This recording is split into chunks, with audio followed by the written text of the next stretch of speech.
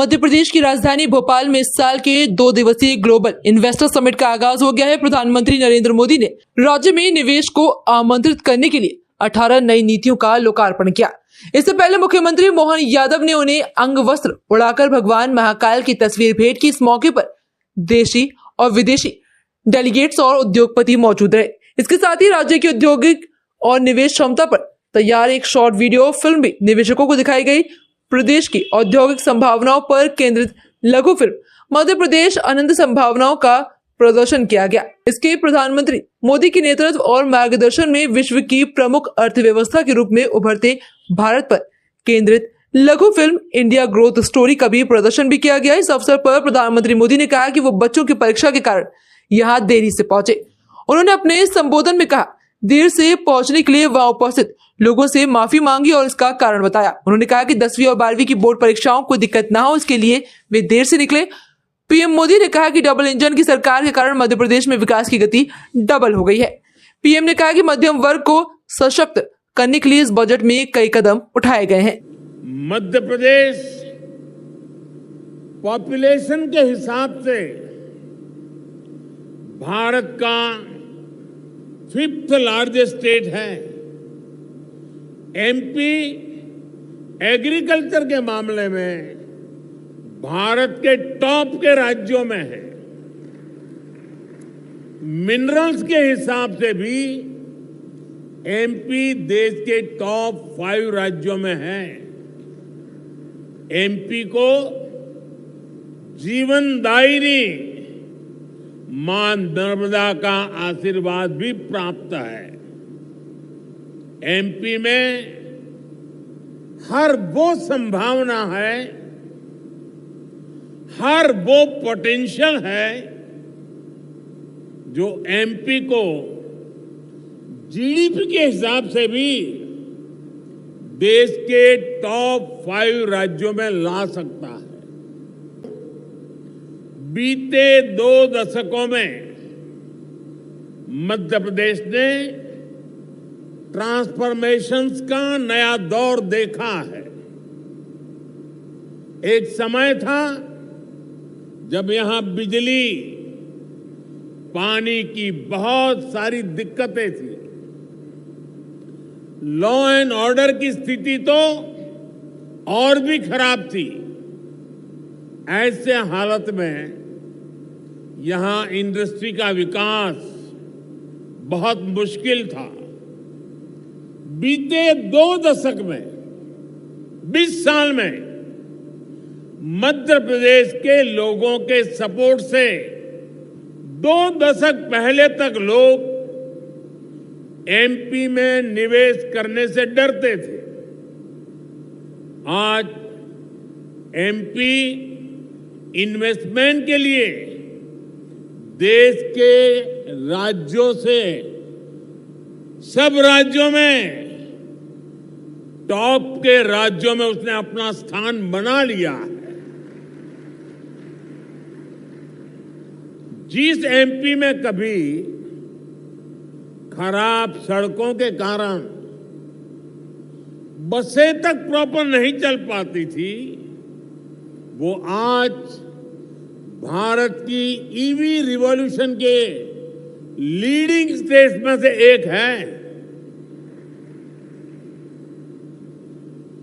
जनवरी 2025 तक करीब 2 lakh electric vehicle MP में रजिस्टर हुए हैं। ये करीब 90% ग्रोथ है। ये दिखाता है कि एमपी आज मैन्युफैक्चरिंग के नए सेक्टर्स के लिए भी एक शानदार डेस्टिनेशन बनता जा रहा है। और मैं मोहन जी को बधाई देता हूं, उनकी टीम को बधाई देता हूं कि उन्होंने इस वर्ष को उद्योग और रोजगार वर्ष के रूप में मनाना तय किया है। साथियों, मैंने लाल किले से कहा है, यही समय है, सही समय है आपके लिए एमपी में इन्वेस्टमेंट करने और इन्वेस्टमेंट बढ़ाने का भी यही सही समय है। एक बार फिर आप सभी को बहुत बहुत शुभकामनाएं, बहुत बहुत धन्यवाद। साथियों, भारत ट्रेडिशनल टेक्सटाइल के अलावा नए एवेन्यूज भी खोज रहा है। एग्रो टेक्सटाइल, मेडिकल टेक्सटाइल और जियो टेक्सटाइल, ऐसे टेक्निकल टेक्सटाइल को हम बढ़ावा दे रहे हैं। इसके लिए नेशनल मिशन शुरू किया गया है। इसे बजट में भी हमने प्रोत्साहन दिया है। आप सभी सरकार की पीएम मित्र स्कीम से भी परिचित है। देश में टेक्सटाइल सेक्टर के लिए ही 7 बड़े टेक्सटाइल पार्क बनाए जा रहे हैं। इनमें से एक मध्य प्रदेश में भी बन रहा है। ये टेक्सटाइल सेक्टर की ग्रोथ को नई बुलंदी देने वाला है। मेरा आग्रह है कि आप टेक्सटाइल सेक्टर के लिए घोषित पीएलआई स्कीम का भी जरूर फायदा उठाएं। एमपी अजब भी है, सबसे गजब भी है। यहां एमपी में नर्मदा जी के आसपास के स्थानों का, आदिवासी क्षेत्रों में टूरिज्म इंफ्रास्ट्रक्चर का बहुत अधिक विकास हुआ है। यहां कितने ही सारे नेशनल पार्क्स हैं। यहां हेल्थ एंड वेलनेस से जुड़े टूरिज्म के लिए भी अपार संभावनाएं हैं।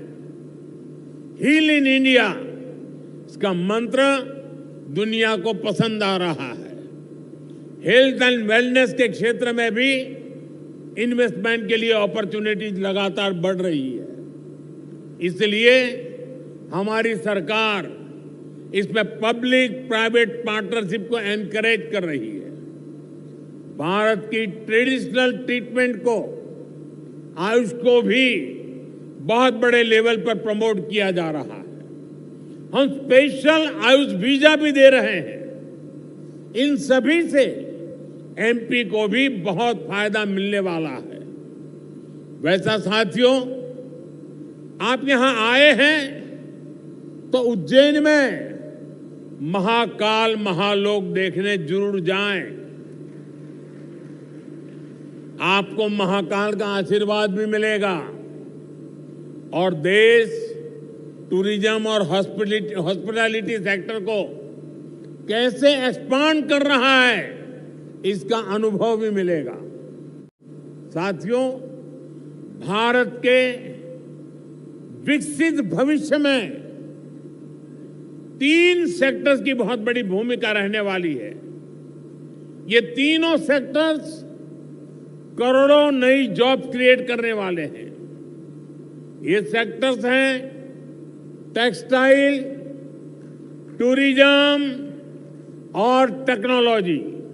आप टेक्सटाइल के सेक्टर को ही देखें तो भारत कॉटन, सिल्क, पॉलिएस्टर और विस्कोस का दूसरा सबसे बड़ा प्रोड्यूसर है।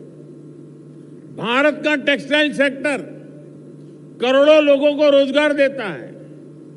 भारत के पास टेक्सटाइल से जुड़ी एक पूरी ट्रेडिशन भी है, स्किल भी है और एंटरप्रेन्योरशिप भी है। और मध्य प्रदेश तो एक प्रकार से भारत की कॉटन कैपिटल है। भारत की करीब 25% organic cotton supply Madhya Pradesh से ही होती है।